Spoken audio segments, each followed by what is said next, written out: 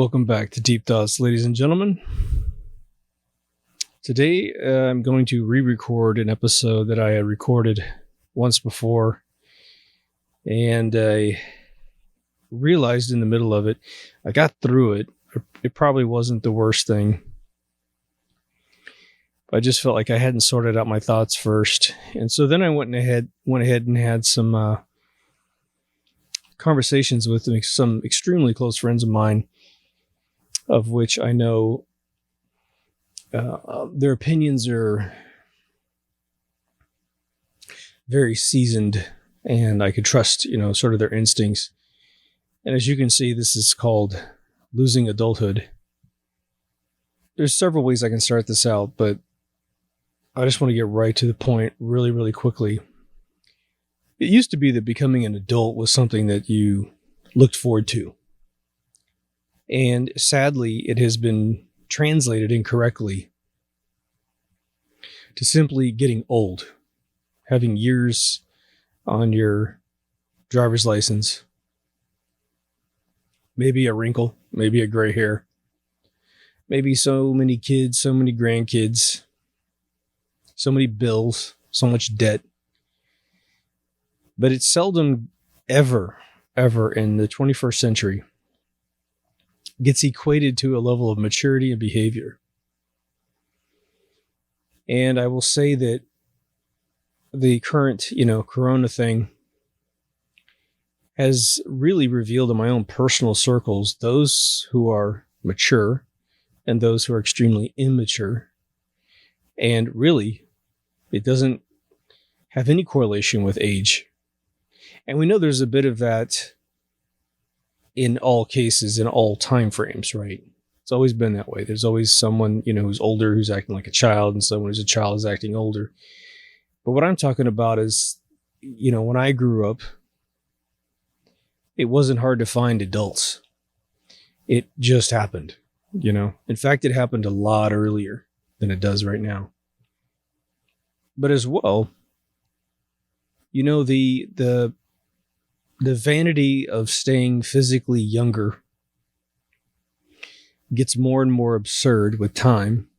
I think we did just come out of a really crazy phase where during the 80s and 90s, women got, implants of silicone, which then caused massive damage to their bodies if they ever had a rupture. So now they use saline and that sort of thing. But the Botox shots, the lip injections, the plastic surgery comes and goes. I think we're sort of on a downward curve on that. Botox can, I think, be done by some folks at a more casual state such that you can do it and look very, very normal. Some folks go nuts with it and they just look like zombies.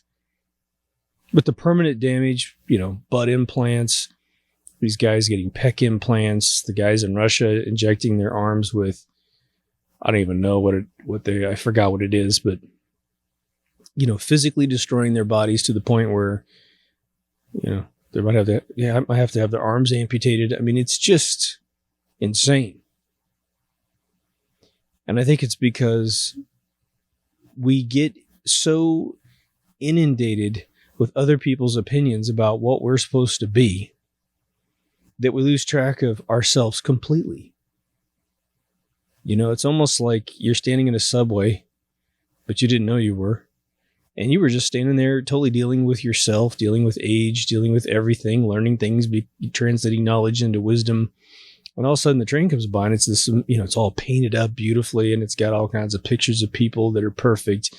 And, the doors open, and if you're a girl and you like boys, then there's a bunch of hot guys telling you to come on, and then it's the opposite. If you like girls, they're waving you in, and then you just kind of dumbfoundingly go in because it looks like it's better in there, and then they haul ass to the next dimension, which is insanity. And you lose yourself. You're back there at the original starting point, One thing I find interesting in conversations as of the 21st century for sure, because I crossed 30 in the year 2000, is that people tend to gravitate in conversation with other people based on their level of maturity. And the more you're sort of in the medium to low, you can find quite a few people to have a conversation with. But you find out at the end of the conversation, you really didn't talk about anything. And that's obviously none of you guys who are hardcore listeners. You're probably here because we have been through that. And it's not like we're better than anyone else. It's just we're at a higher level of complexity with what we want to talk about. Some things are very existential and spiritual and interesting, ghosts and physics and that kind of thing. What's the shape of the world? Those kind of neat topics. But now we're in a kind of a state of emergency, or at least we're being told we're in a state of emergency, and it's really up to the adults to guide us through these phases. You know, I've said it several times, and I've heard other people say it as well. One of the reasons why many of us think that people hate Donald Trump is that when you go into the life of someone who very much dislikes him, they have some authority figure in their life that abused them. And so having a stern father figure run the country for the very first time since I don't even know when. Maybe Kennedy was a father figure. Maybe. I think we can say that Lincoln was most likely a father figure. Andrew Jackson was a father figure. There's this rejection of Trump because it's like, I want the, little kids to run the country, which means anything goes. Anything goes. And there's several different, Star Treks. There's one back in the 60s where Captain Kirk found a planet that was being run by kids, ranging from about 16 down to like 6. Because the spaceship crashed on that planet and eventually all the adults died. And so the little kids had to just take over. And it was this weird Peter Pan world. And so Captain Kirk was there trying to reason with the oldest boy to get him to, let him help them. And boy, did they just fuss and fuss, didn't they? And that episode of Star Trek is an absolute mirror image, or I should say direct copy, clone of what America is dealing with in these last 3 years. My buddy Robert Llewellyn in the UK, he used to have a vlog before he did his Fully Charged show. Prior to that, the Carpool show, where he invented carpooling as a television show. He's the OG dude who made that format happen. But he made an episode once, and he started off the episode by simply saying, just a little vlog, he said, one of my listeners said, what do you think about getting old? And at first he said, well, doesn't impact my acting career because I play a robot on Red Dwarf, so I get to wear a mask. But he said, you know what? He goes, when I was young, I looked up to those that were older than me. They were safe, wise folks. And even if they had to pass out some discipline in his direction, he realized that they were right and he was wrong. And he needed to behave. He needed to learn something. And so he said, he's probably about mid-50s, I think, when he did this. He looked at his face in the camera, and he's like, I like my wrinkles. He goes, I like my gray hair. I like losing my hair. He doesn't want to be unhealthy in terms of gaining weight or anything. He's pretty much the same size dude all the time. But he went on and on. He's one of the most articulate, amazing human beings out there. After he was done with that vlog, he changed my life forever. Because I was like, yeah, that is cool. I got long hair right now. I've had long hair since 2009. Okay. I didn't have long hair before then. It was just something I did. I was running my game company. I guess it's probably 2007, to be honest. I just stopped cutting my hair, and it just kept getting longer and longer. And I finally felt like it was the way I feel inside. And I was sort of upset with myself that I didn't do it way, way earlier as a young kid. But eventually, my hair will recede. It'll do whatever. I'm going to cut it off, and that'll be it. It'll be over. I'll never have long hair again. And then I will look much, much older. Okay. Well, I'm going to be much, much older too. So it's okay. It's all right, man. Now, some folks really dig it, like my buddy Robert. I've told you guys, and again, I'm going to hit a little bit of the cosmetic side of things because I think that feeds into our sort of rejection of becoming more stoic and mature.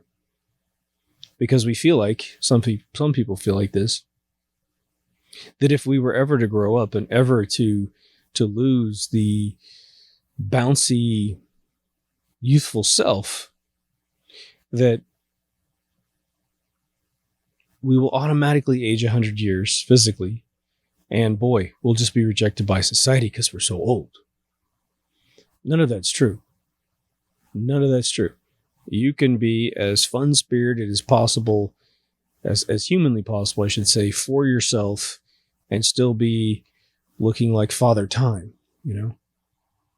But I went back to my high school reunion last time, and I've said this a couple times for the hardcore listeners, but I noticed that a few of us look like we've barely aged. And some of us look like we had aged 10, 20 years beyond everyone else. Now, one of them was that the folks that smoked cigarettes, which again are nothing like cigars at all, automatic 10 years added to their life. Consequently, the strange thing was the folks that smoked cigarettes, a lot of them didn't have teeth. And that was pretty unique. It's pretty rare for people in my hometown not to have teeth, but there's a few stragglers that didn't have teeth. But the ones that really looked old, I should say older, and they don't have any problem with what I'm about to say. So this is no criticism whatsoever, but it's just an interesting scientific thing that relates to probably the neural peptides that are well documented in the movie What the Bleep Do We Know? But they would sit around and talk about being old. They'd pat their belly, literally lean back, pat their belly, that kind of thing. Their belly is table muscle and all that kind of stuff. But they had more sayings about being old than anyone I know. I mean, we're all about, I guess they were about 48 when they were doing that. I graduated really young, so I was 47. But it was just fascinating seeing how their adaptation and acceptance and then professing their age really aged them a lot. It's very interesting.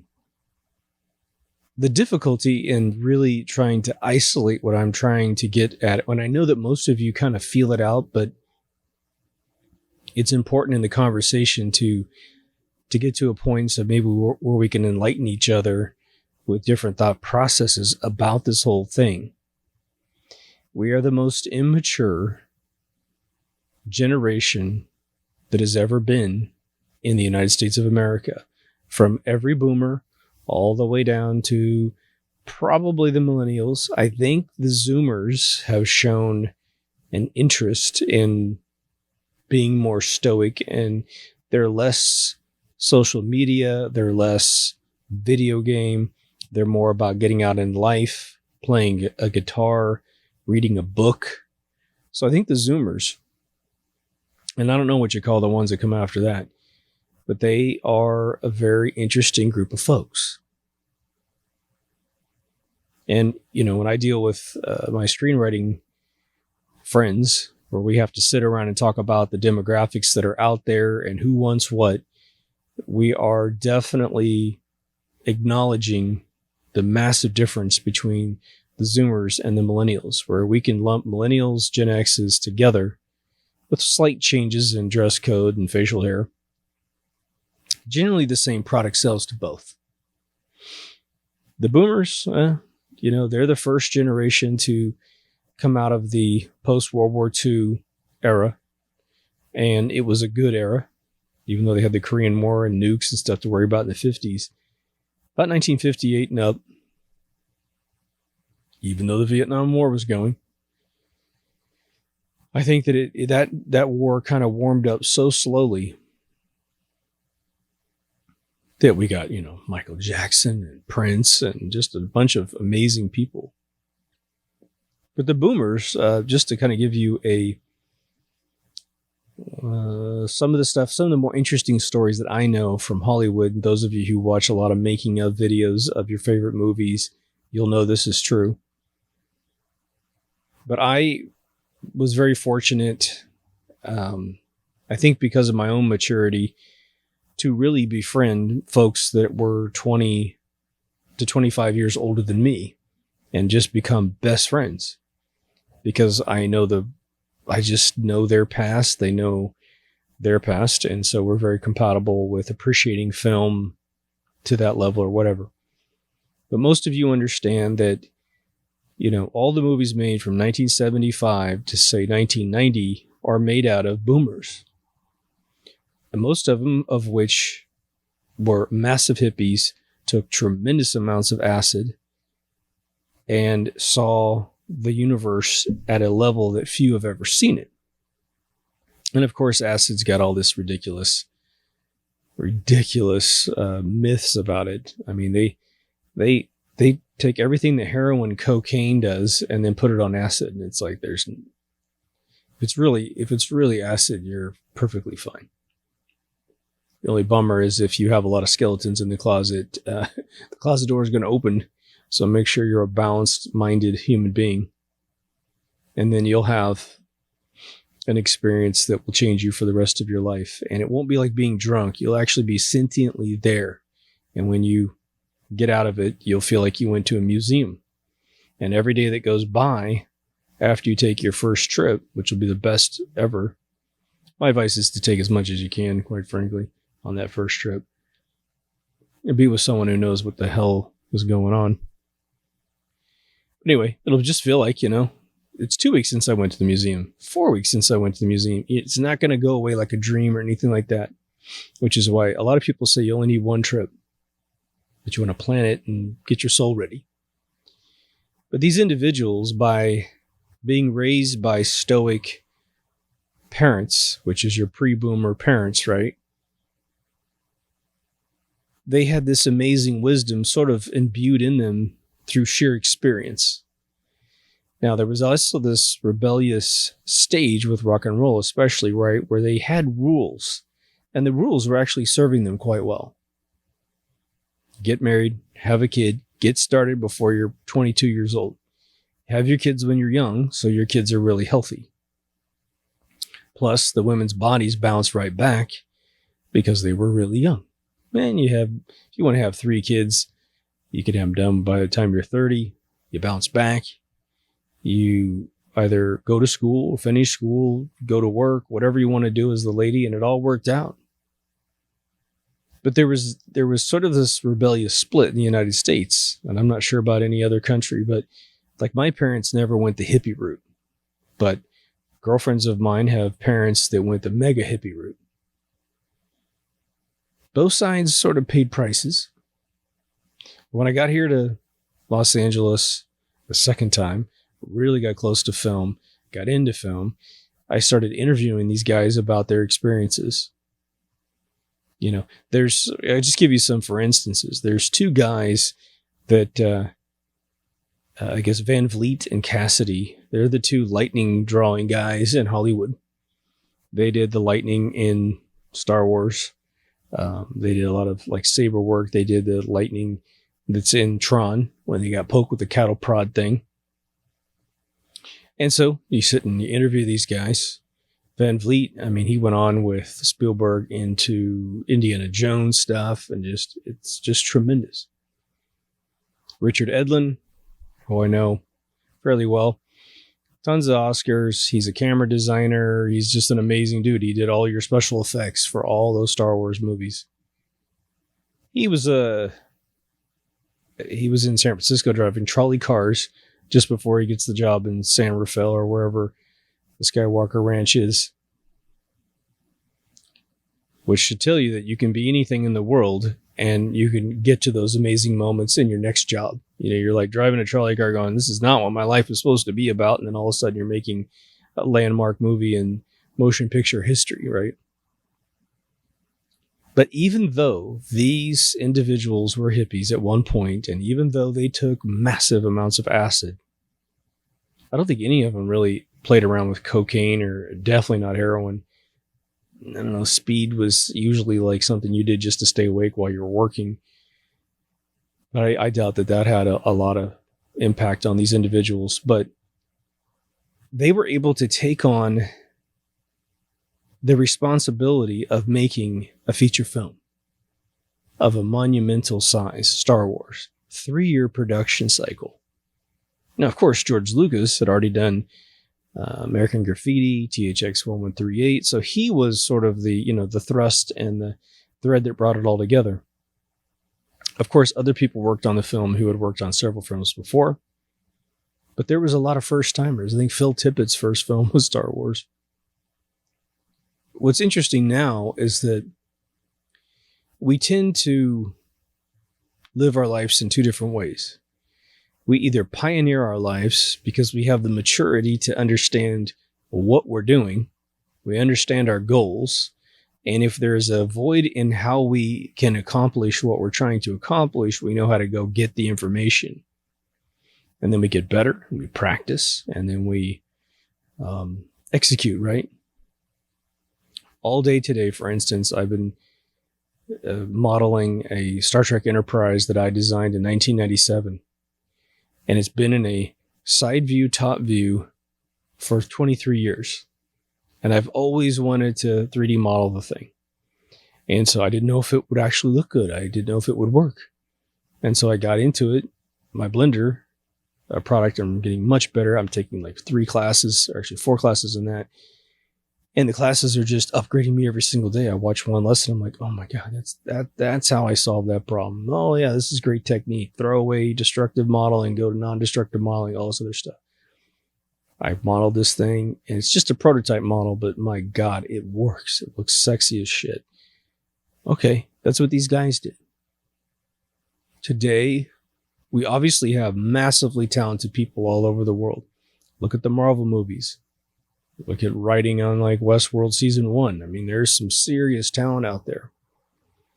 But when you come out of like the Disneyland realm of the world and come down to like mortal human beings, this is where the reaction to mass media telling you statistics that aren't true, and then watching how people react.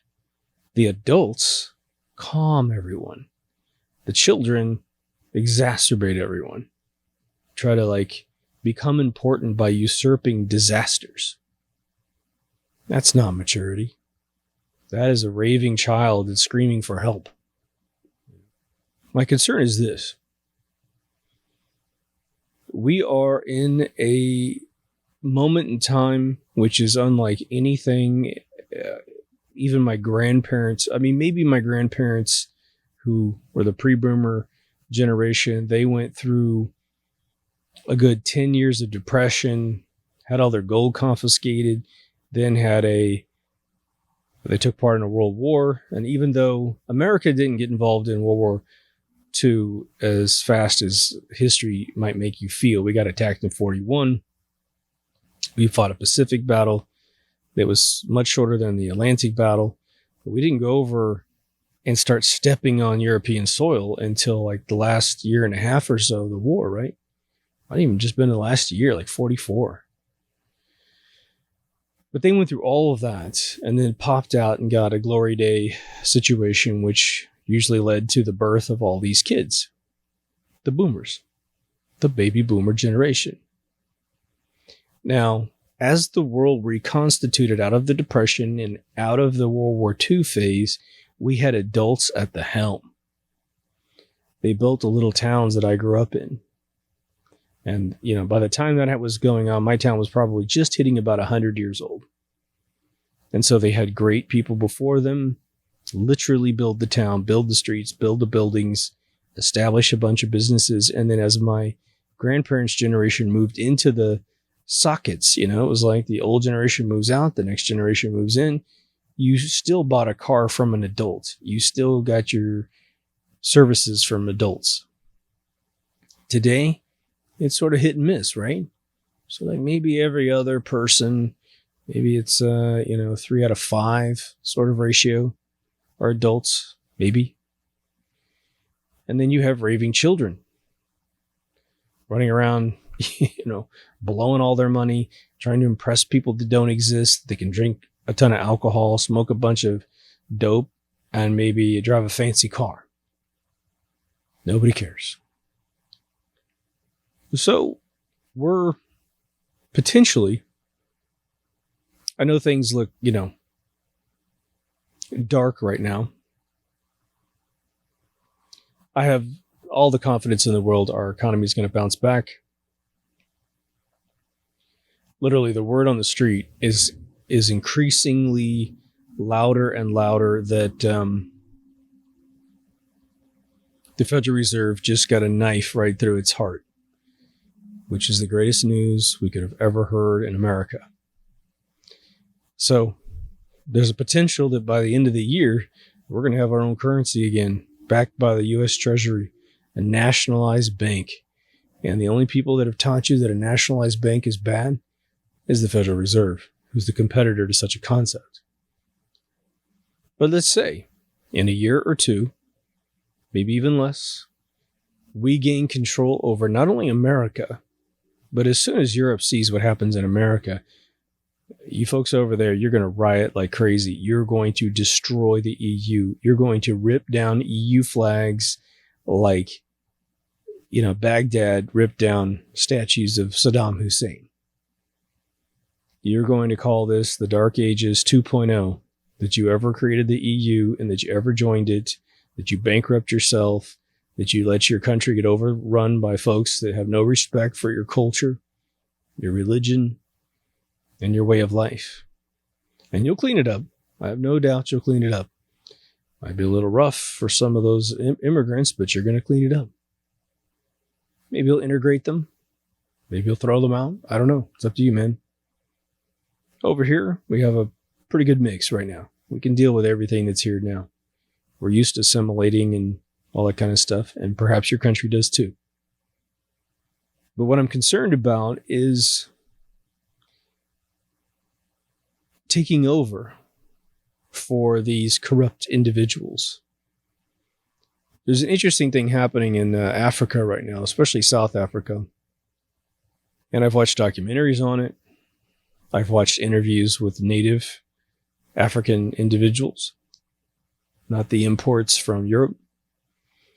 And many of these districts that are being sort of returned back to the natives that were, some of them were really well kept, some of them weren't, but they're going to hell. I mean, these places are getting overrun by their own native folks, and they're just destroying the whole place. There's trash everywhere. People are, the gangs have moved in. I mean, it's not safe to be there anymore, even if you're 100% African. And that's what can happen if you're not mature enough to maintain what you found. And so we have to make sure in all corners of the world that if you can hear my voice, if you can repeat this to someone else, we have to potentially, some of you might even become politicians at some point because there simply is no better choice. But even if you're going to cast a vote, it's important that you understand, well, what is a good candidate? I'm sure that the word maturity, refinement, some sort of chieftain synonym is in there somewhere. And that's just running the country. That's determining your foreign policy, your domestic policy, all the economics, all the environmental considerations. Because we have a lot of things to fix in all categories in America. Our minimum wage is completely screwed up, but more than doubling it is ridiculous, which is what they've nearly done here locally. So they're not doing anything logically because politicians are just schmoes half the time that just want a free paycheck. Some of them are extremely dedicated and they deserve to be elected. Children. I know Michael Jackson sang about it a lot, and maybe it's even sort of a cliche in your mind, but children are the future of the world. And if they're raised badly, it doesn't matter how much you have your act together, in one generation, the whole place can go to hell. And we know that the one commodity of this world that is in more dire straits than even food, meaning that there's more food than there is of this other thing. And the other thing is called education. The entire planet is drastically uneducated. Yes, there are nerds in every single culture. There's a brainiac African kid, brainiac Australian kid, American kid, Canadian kid, Chinese kid. There's brainiacs, but don't let that go to your head. Until you can look around and say, well, everyone's like that kid, then we got work to do. I always tell you on this show that, one of the reasons why I created this show was because of the thing I said in probably the third or fourth episode, which was life does not come with a manual. You don't get a manual when you turn 18 to tell you how to be an adult, or 25, or when you have your first kid, or when you want to court someone or marry someone. We're out here in the wild, wild west. And you know what the manuals are in this world today? It's called advertising. And there's two types of advertising, isn't there? There's straight up, you're about to watch a commercial and you understand you're watching a promotional ad. Then there's the subliminal indoctrination. You're watching your favorite Star Trek show and they're telling you the ozone layer exists. Not only does it exist, there's a hole in it. And da-da-da-da-da. You watch Pacific Rim and you can tell in that little scene towards the third act where the guy starts talking about global warming and killing dinosaurs and all this other crap that, boy, just narrative injected right in there. Deep state, Agenda 21 crap right in your film, just so that dude could get a little bit of money to pay for his film. Al Gore's movie, The Inconvenient Lie, is shown to kids since December 2006 as a mandatory viewing thing, such that they buy into all this carbon credit crap. You see, they're smart. The ruling class of the world, despite anyone's critique, they're getting shit done. Whether or not they're completely insane, which I don't think they are. I think they're just hubris, if nothing else.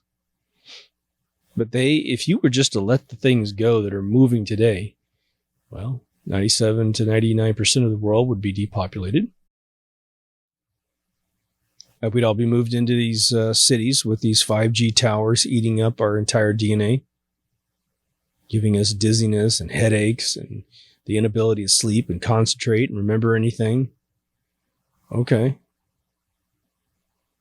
You wouldn't be free. I mean, you would literally feel more surveyed and more controlled than the average prisoner in a private for-profit prison in the United States of America.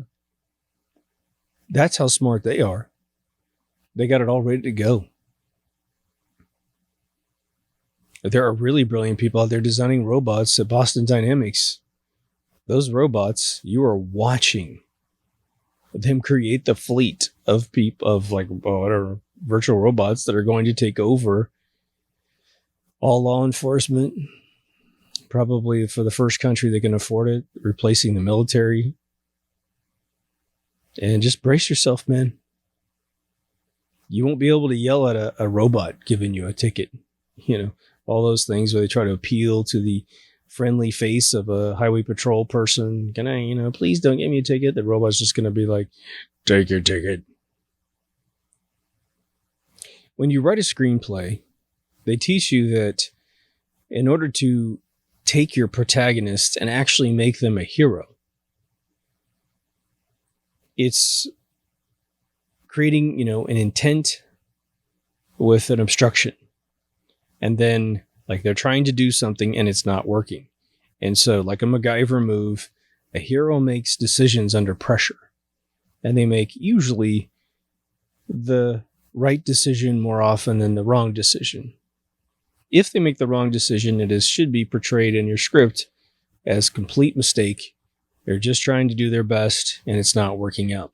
The blue wire, the green wire, not trying to blow everyone up in the room.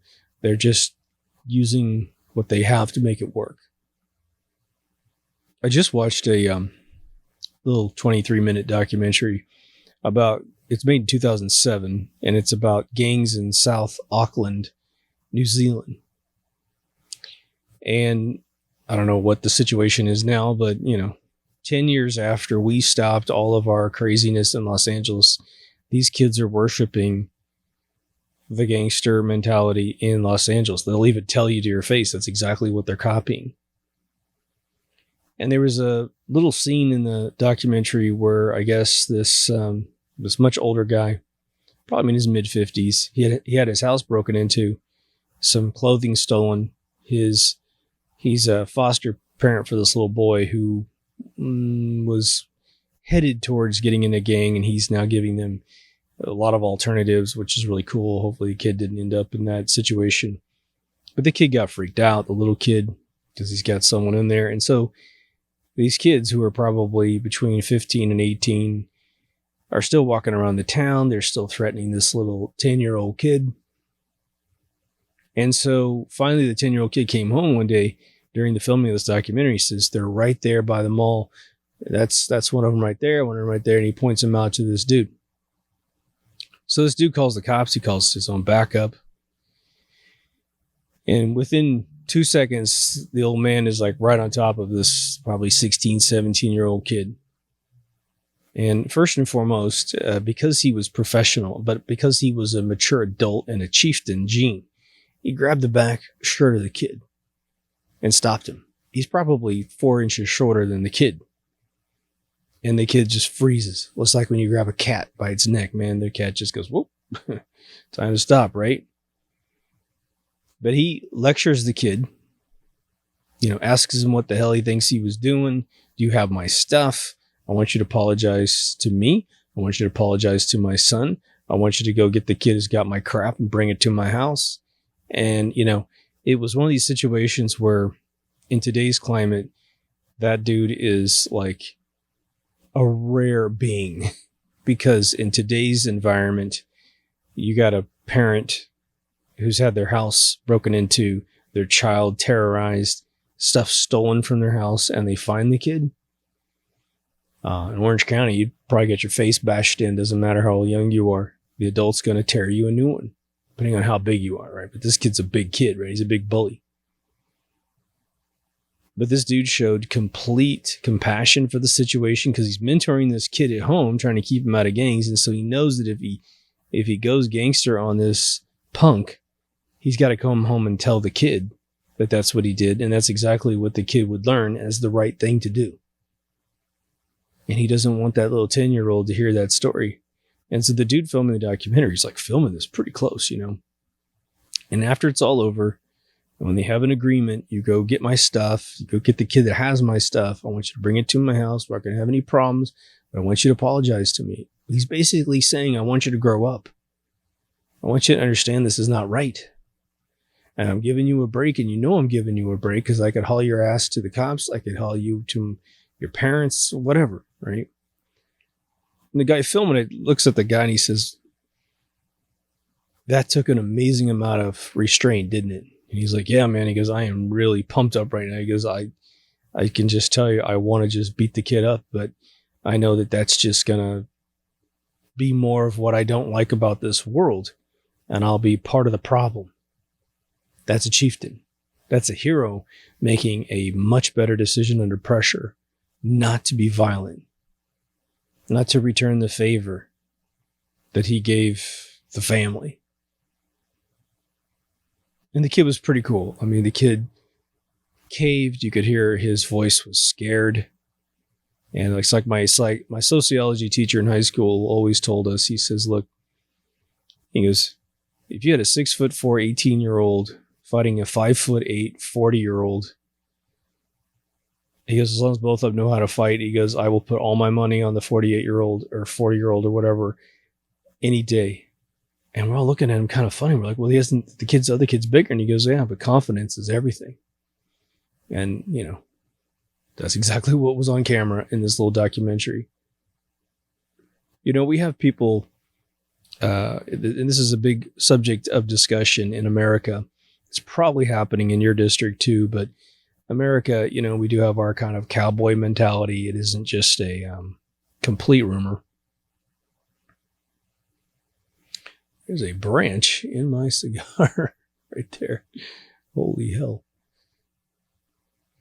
But right now, for instance, we have a lot of very corrupt politicians, intelligence agents, former presidents, former secretaries of state, very, very corrupt people, plus all of their hangers on IT companies that are very cabalish.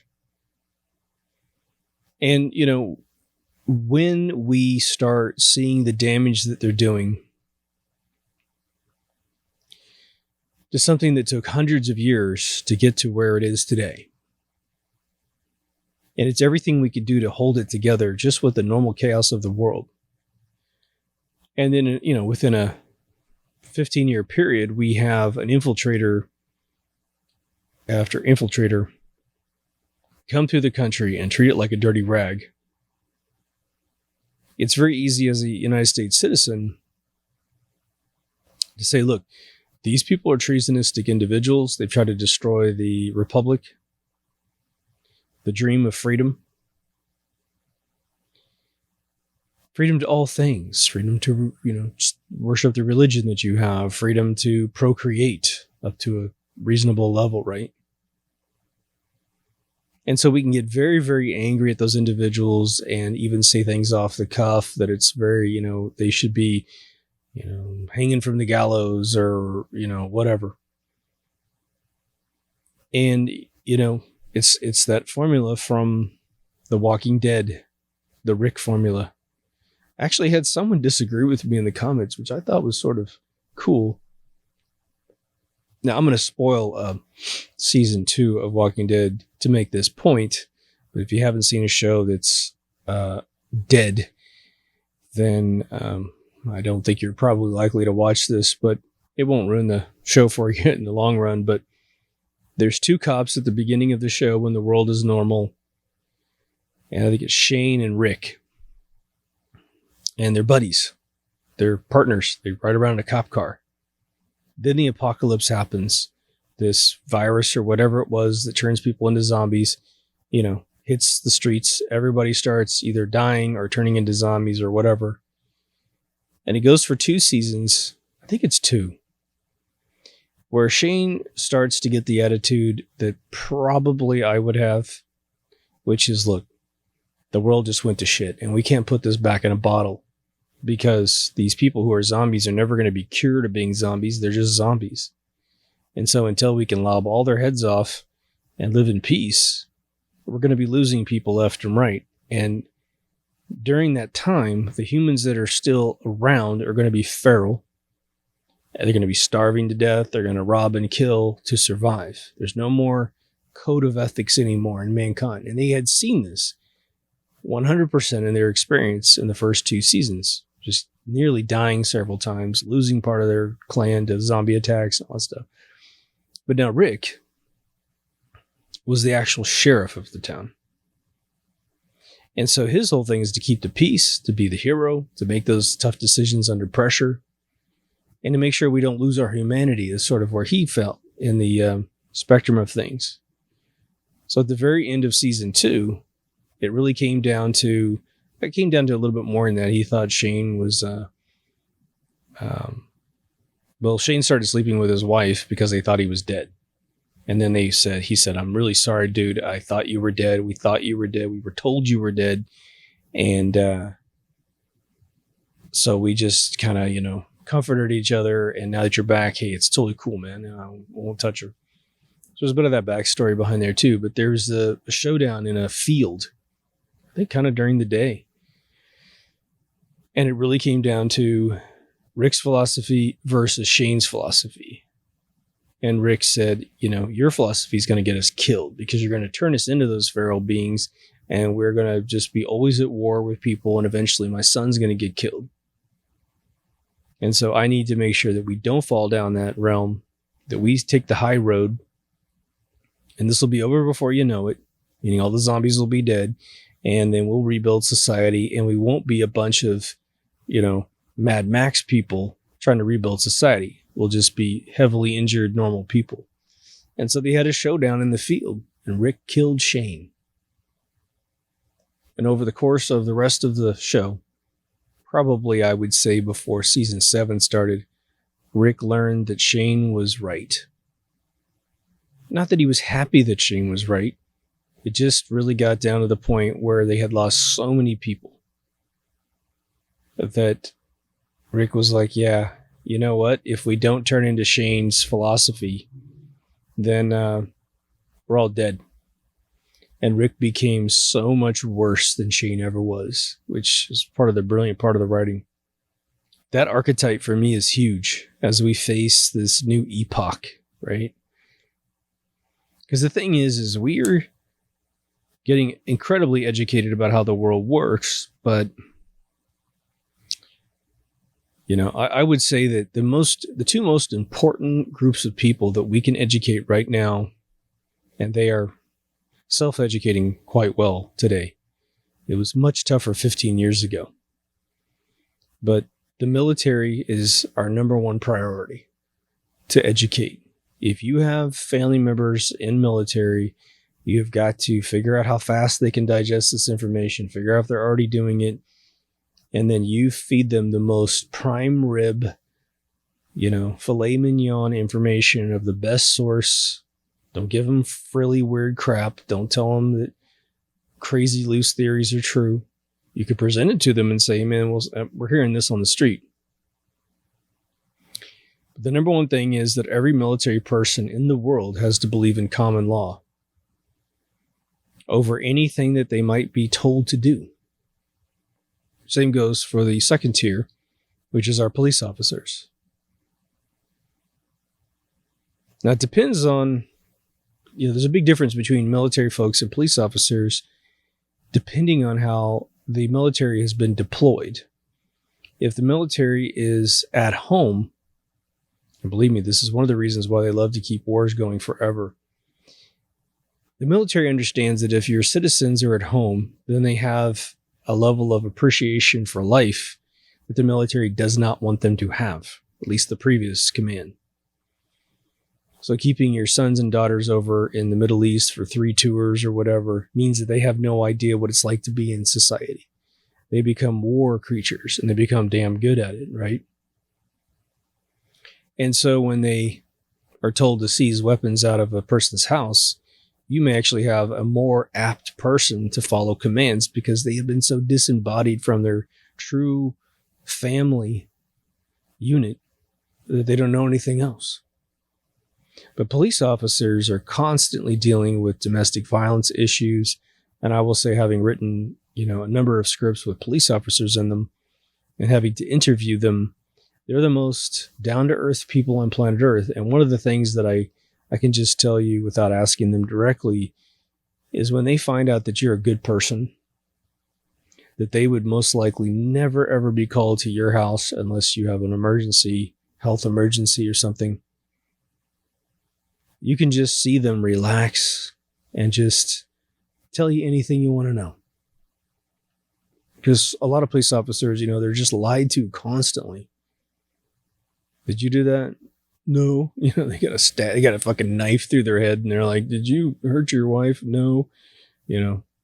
She's got a crowbar through her chest. It's like, so they see a lot of it, but that's our cornerstone in the United States, at least, to make sure that crazy shit doesn't happen. I'm a little frightened that England has somehow been able to breed, I think, fairly intelligent human beings that will violate your civil rights in the name of the government. Well, you posted a poo-poo comment on Facebook and these motherfuckers will show up to your front door. Hey, what did you do that thing for? What are you talking about? It's freedom of speech, right? Don't we have freedom of speech in England? Oh, I guess not. I didn't incite violence. I didn't tell you to kill anybody. I just was expressing myself and I disagree. I'll tell you what, if it wasn't for live streaming on telephones, I think there'd be a lot more people in Europe in jail. But they start the live stream before they open the door, and then they hold it up and they go, my Facebook page. He goes, I got like 5 views. is filming you right now. So say what you got to say. And boy, their demeanor, I've seen it, man. It changes. But then you're like, what are they doing here in the first place? How did they talk themselves into it? And, it's funny. I'm going to put this in right here as we kind of mulch what it means to be mature and to have a little bit of reserve in our system before we act. I've said this before, but, in America, the big thing that I think, especially when I worked with my friends from England, I worked for a company that was founded in England for 3 or 4 years, in two different runs. And then, of course, I've got some friends over there as well. But the big difference between conversating with someone who's natively from there to here, at least the professional sector of things, you might be able to quote an area that doesn't do this, but is that they seem to think before they speak. I've mentioned this once before. But America is all about this land of, your mouth and your brain are just 100% connected. As soon as you form a thought, the syllables start coming out of your mouth, right? There's no, let's think about this. Well, if I said that, they'd have this emotion. If I said that, they'd have this emotion. I want the best emotion in the room. So maybe I won't say either one. And I come up with a third one that or maybe I just shut up. Maybe I don't even need to say anything. One of those kind of moments, right? Because the United States is bred to be reactionary, to be as quick with the mouth as the brain translates thoughts into other thoughts, we don't benefit much from the concept that is, there's two sides to every coin. So in America, because we're so quick with our mouths, we don't benefit from the concept that there's two sides to every story. Two sides to the coin, as they used to say, right? And so there is probably, more domestic violence. There's more business disputes. There's more conflict because the people that are the authoritative people that need to act. And this is where I actually really, really respect the police officers, at least that I'm exposed to, because they come in, they hear one person throw down their story. Well, he did this, she did that. And then all of a sudden you sit right there and I'm going to put you in my car if you're totally nuts. And they go off and get the other person's story. And then they start pushing the two stories together, determining what's most likely to have been true, whether or not both of them are lying, one of them's telling the truth, whatever. The observable facts. And they act. They're trained to do that.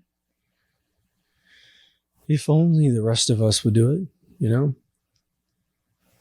I've always thought that life, well, I shouldn't say always, but as I grew up, I finally figured out, probably in my 20s, as I started to see the delta between being, an adolescent, I guess I could say, just every decade of life, I should probably put it that way. So 1 through 10, 10 through 20, 20 through 30. And then every stage of life that it seems to occur to us in each one of those realms. Some people marry in their 20s, some people marry in their 30s, but you're single with your family as a child. Everything's taken care of you pretty much. You got to go to school, brush your teeth and comb your hair sort of thing. And then as you start to approach the end of high school, you got to get some type of career together, whether you're going to go to college or not. Then you jump into society. Eventually you find someone you want to spend the rest of your life with. Maybe you have a family, maybe you don't. But if you do, then you become a parent, and then you have about 18 years of your youngest child before you're going to have any reprieve. And then maybe you got to earn the money to put them through college. Then they have kids eventually. You become a grandparent. And then usually, if you live a normal life, your kids, at least your oldest, will have a child that has a child.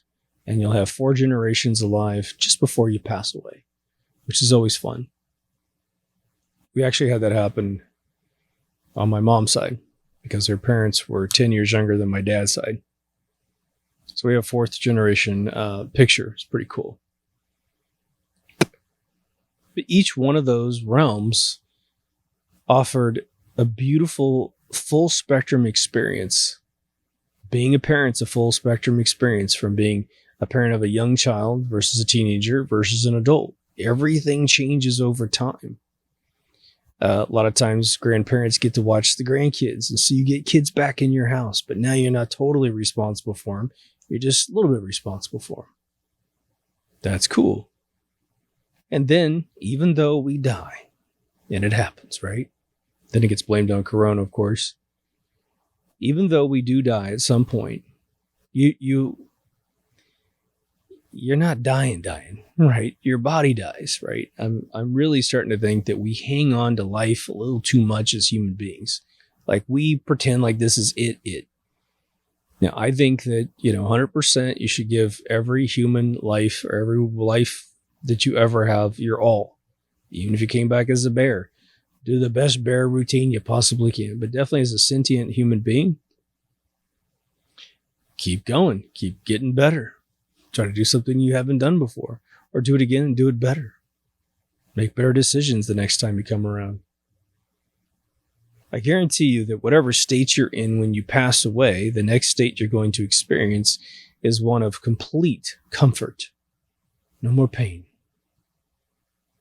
One of the things that bothered me when I was a kid, and you tell me your thoughts on this particular one, because I would love to hear, because it's something I never hear discussed, which is that when this is probably about 7, 8, 9, somewhere in there, I learned that old rule that you never ask a woman how old she is.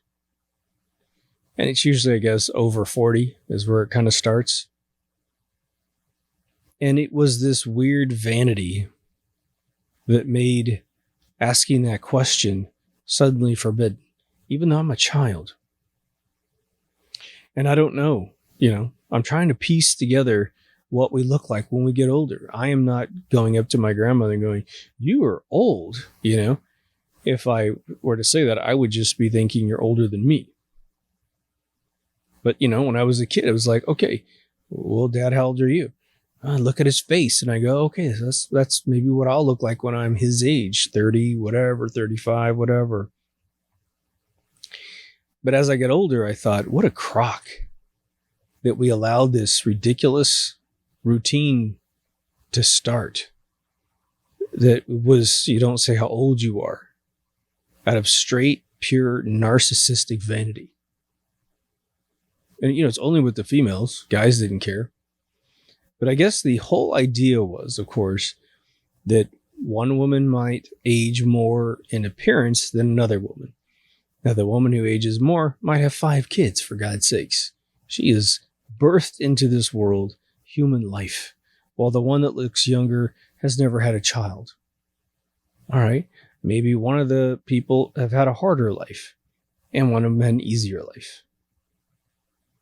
And we're supposed to conceal that which creates us. That's what makes us who we are. And I think that that's sort of that little thread in the sweater that if you pull it out, supposedly society unravels. Oh my God, you found out how old I was. Wasn't it Zsa Zsa Gabor? She always lied about how old she was. Why?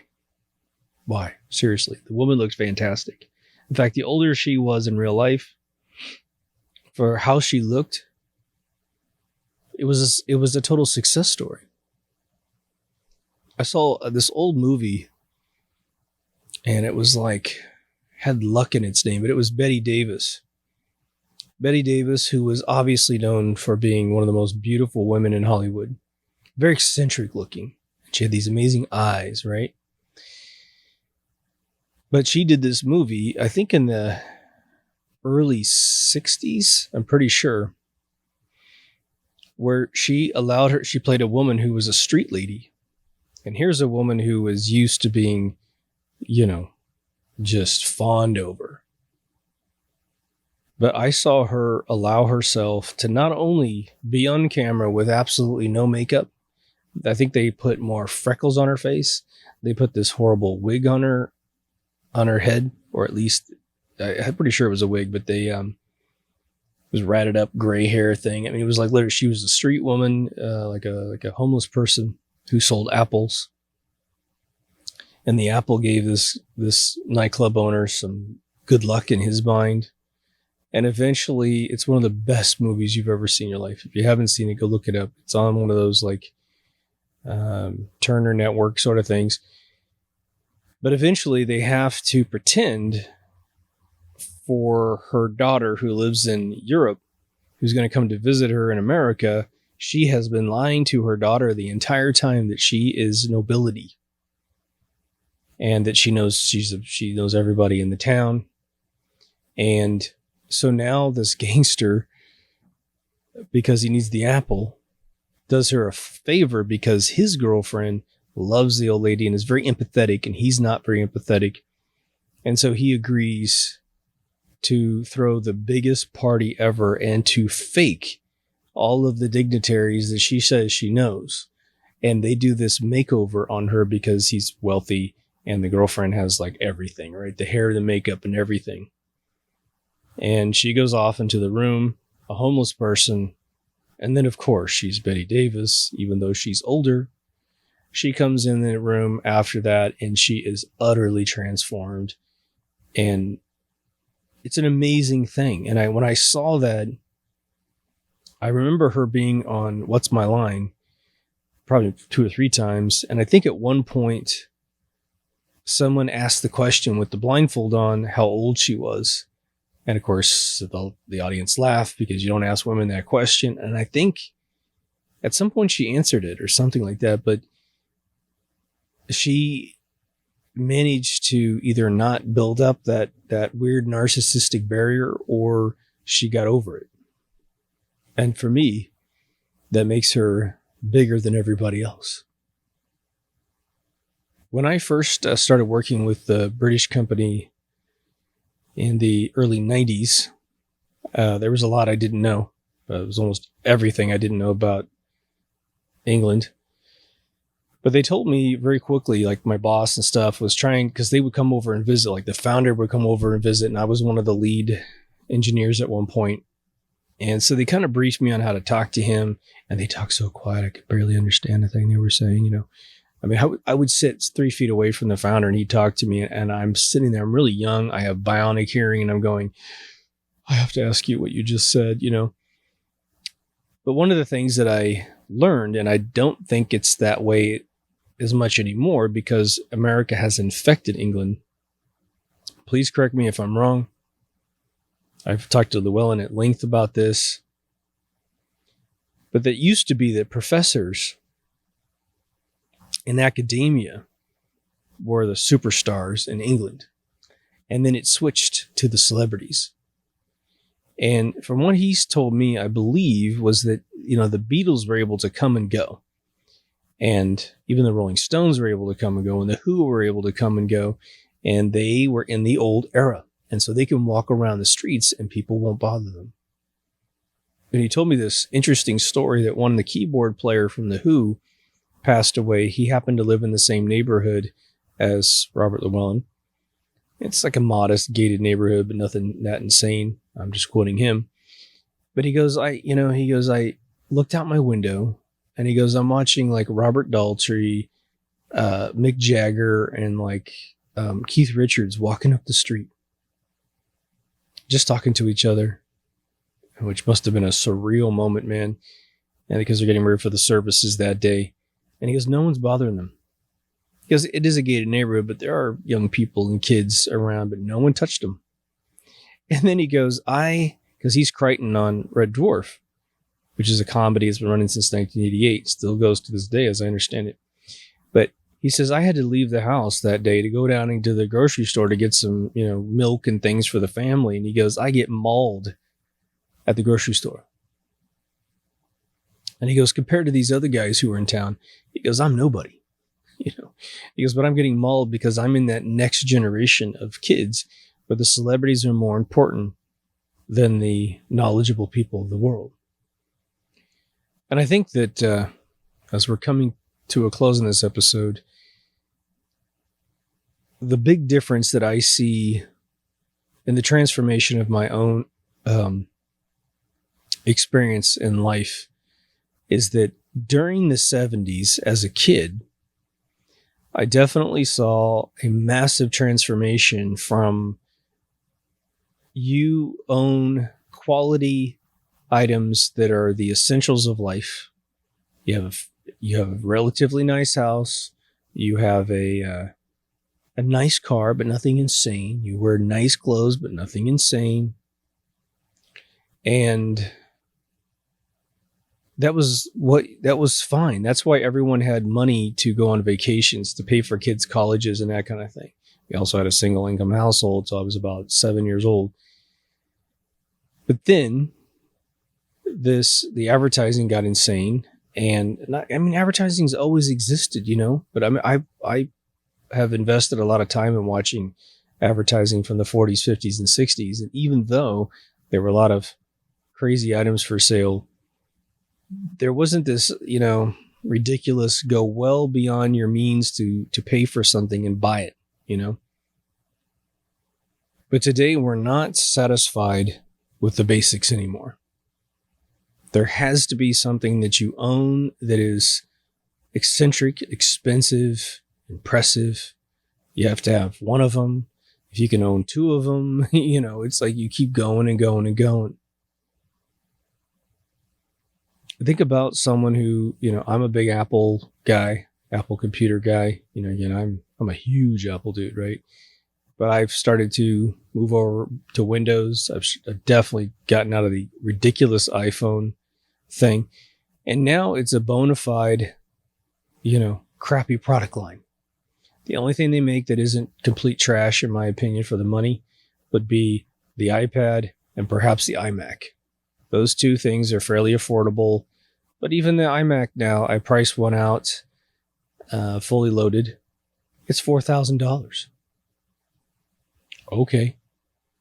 You know what kind of Windows machine you could build with that kind of money? You could buy a $1,000 video card and still have the fastest of all things on planet Earth in a PC. It's ridiculous. But that's a brand now that costs more than all the other brands, does not have the equal speed of the competition. It looks cooler. But they do, shaping aluminum and glass to look cool. It doesn't cost you more money for the raw materials necessarily. The competing products are made of the same materials and they cost, half the price. Run at maximum speed. I've said this 100 times on the show, but this is a good place to repeat this. You have to know that all my friends that are extremely wealthy either never got into this buying material objects to create something valuable in life because they're creative people. What's more important to them is they create the next album that's awesome, the next movie that's awesome, or something else they create.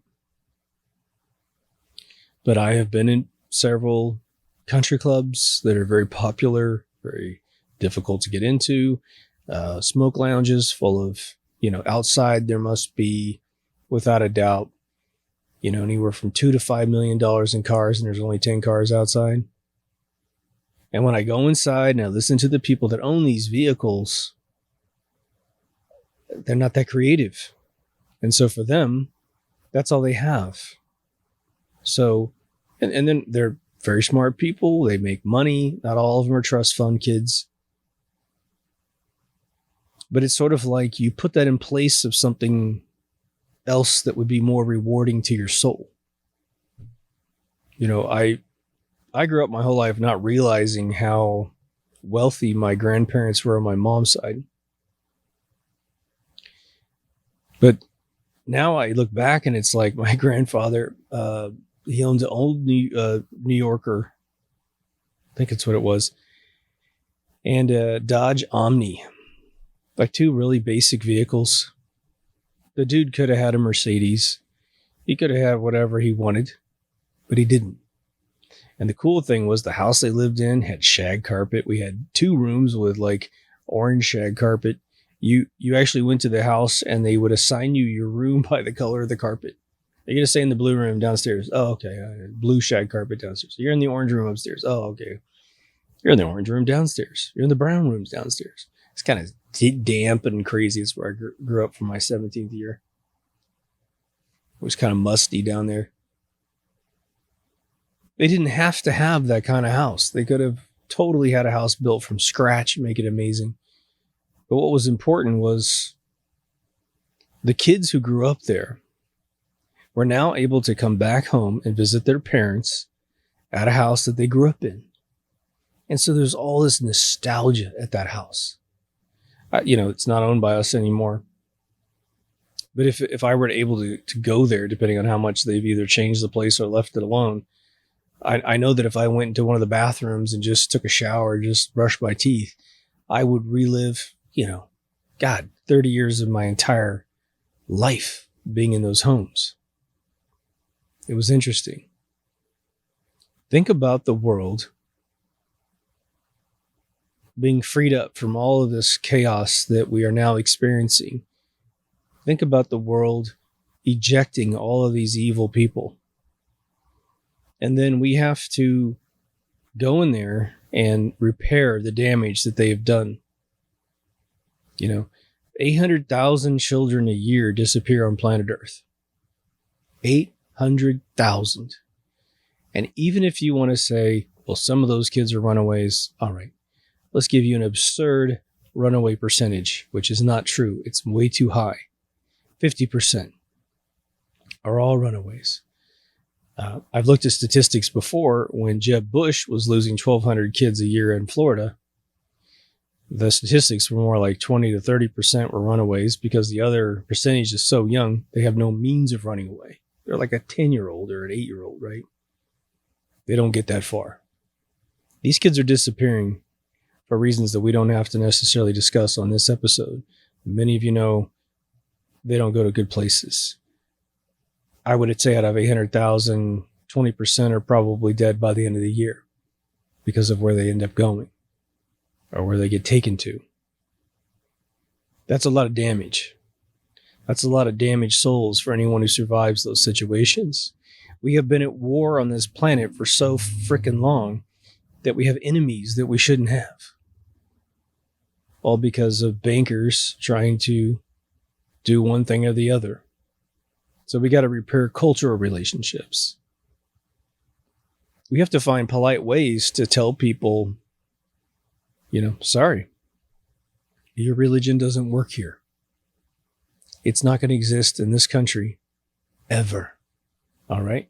And we look forward to the day when your religion disappears. You're, castrating women and all that crazy Sharia law stuff. We cannot afford to go back 10, 20,000 years in the codex of how man operates, because that's primitive jungle crap. All right. All right. So we've got to be the bigger people. We got to figure out peaceful means.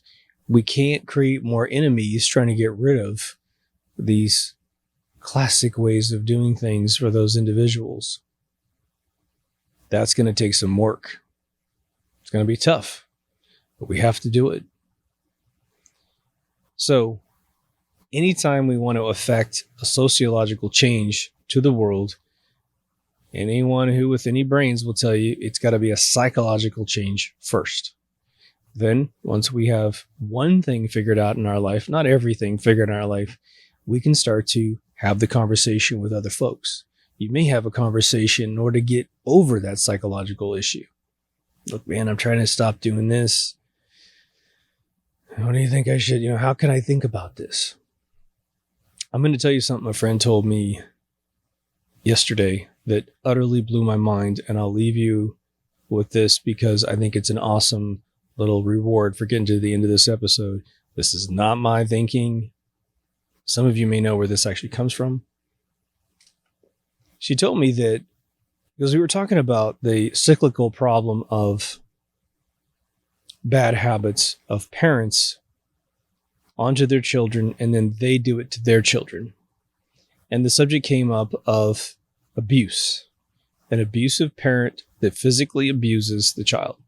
Doesn't always have to be that particular issue, but this is where you're going to understand this more than ever. And then I'll give you one of my own examples, and then we'll close it out.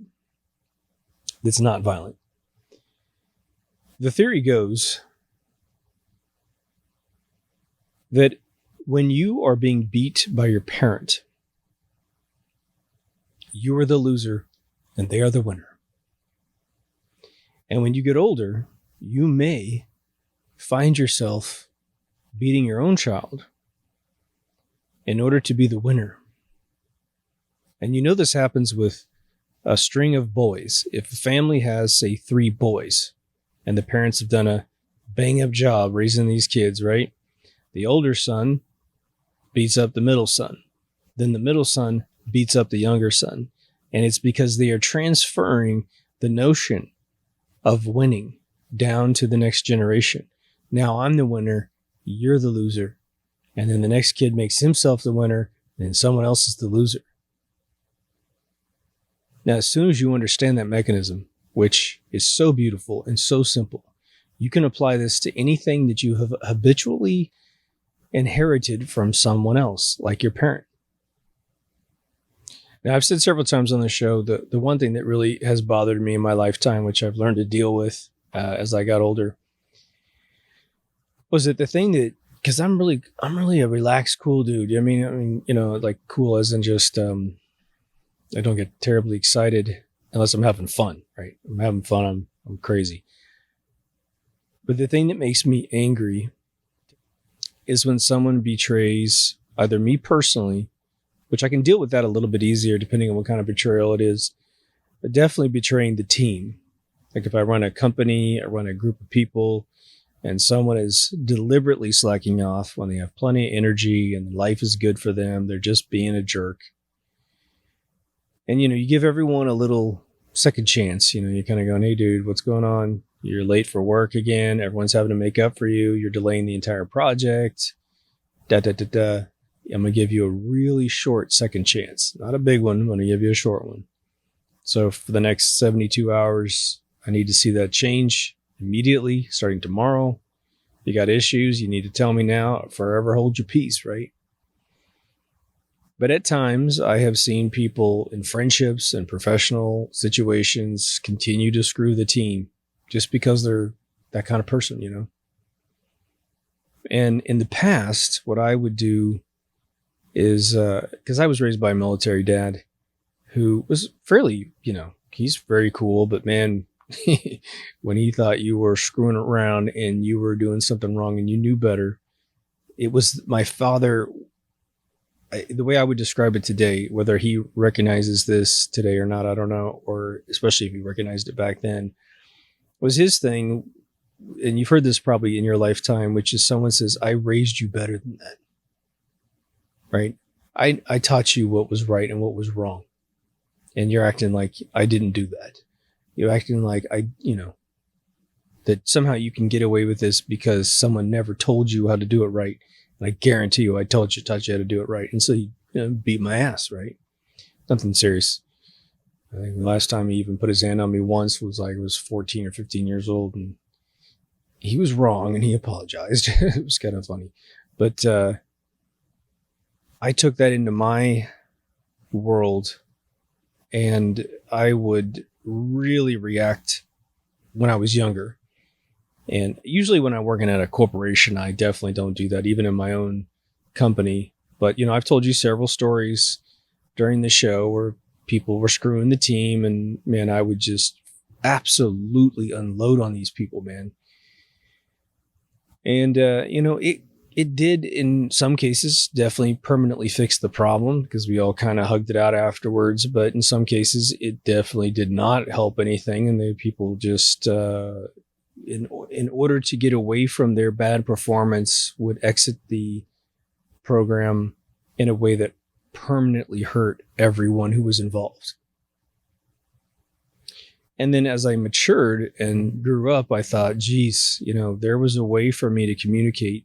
In every situation where I lost my cool, there was probably a way to get across the same exact thing with a sternness and with the same level of, communicated disappointment without losing my cool, getting my heart rate up really bad. And so,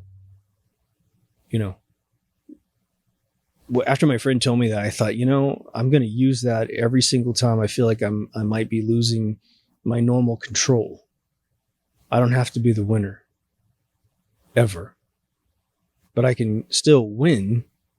I can maybe even make it a win for both of us by taking a step back, doing what my British mentors did in the 90s.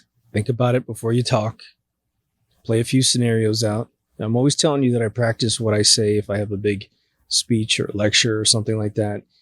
So anyway, maybe that's an analogy or a mechanism that you can use at some point in your life. I just wanted to pass that on because I was standing in my kitchen last night, just my brain was like, oh my God, that's a really cool thing. And now I finally understand, because I could never understand fully why the kids that get beat their kids. Because I would think that the logical thing would be, because I know plenty of people that followed the opposite route that I'm about to explain, but they would never touch their kids because they were abused. In fact, some of them were almost ridiculously incapable of raising their children because their children needed a little bit of discipline, nothing major, but they were unwilling to be a disciplinary parent because they just didn't want to walk in their parents' footsteps under any circumstance. And sadly, every child needs to be raised, So here's your quiz for the end of the episode for the comment section. Tell me what you think your definition of being an adult is. Because I asked my friends, and even though we were able to talk for an hour to 2 hours apiece in each one of my conversations, and we were able to identify several touch points, for the first 5 to 10 minutes, everyone was like, geez, man, I'm not exactly sure what that is. And what's sad about that for all of us is that there isn't an immediate answer that is sort of all-inclusive, right? Almost as if there's no cliche for being an adult. There should. Cliches are things we're tired of hearing, but usually they have an amazing empirical level of knowledge built into them, right? This world needs to grow up. And I don't know which regions of the world might have that in ample supply, but I would say the United States of America is not one of those places. We're just too Hollywood and Botoxed out to know what it's like to get older, appreciate the phases of life, look forward to them instead of trying to spend money to never have them occur. And I'm just going to put a button on this. The one thing I want the men to understand, this is just from one guy to another guy. Because I've heard, one of my girlfriends once said, she goes, she says, it's really hard being a woman in this day and age and getting older. And I said, well, okay, I believe you, but please itemize that for me a little bit. And she goes, well, women don't age as well as men. And so we are told by society, and society tells us back, that we are supposed to look young and beautiful for as long as we possibly can.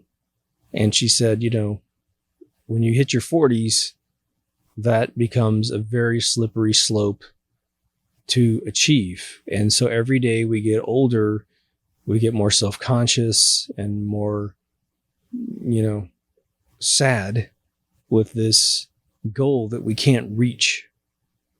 And so and I know that plenty of men out there understand this even better than I do. We have to cherish our women. And,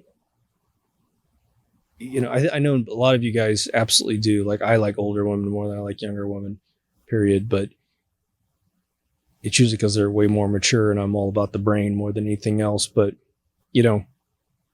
I've got friends of mine who are female who will send me, pictures of their family hanging out. And every once in a while, the family will be at the beach. And so my friends are in their bikinis, okay? And they're my age. But they'll send me a photograph and they will have, changes in their body due to having children. And they'll always apologize in the photograph or after the photograph. Well, sorry, my tummy's showing, and I got the stretch marks or whatever. And I did have 3 kids and all that kind of thing. And it breaks my heart because in my mind, I'm like, I always say back, hey, you took one for society, right? You brought amazing kids into this world. You did a great job raising them. those are sort of trophy marks. They're not something that makes you less than someone else. The amount of wisdom you gained by having those little stretch marks here and there, whatever, quote unquote damage you think you have, I don't view it that way.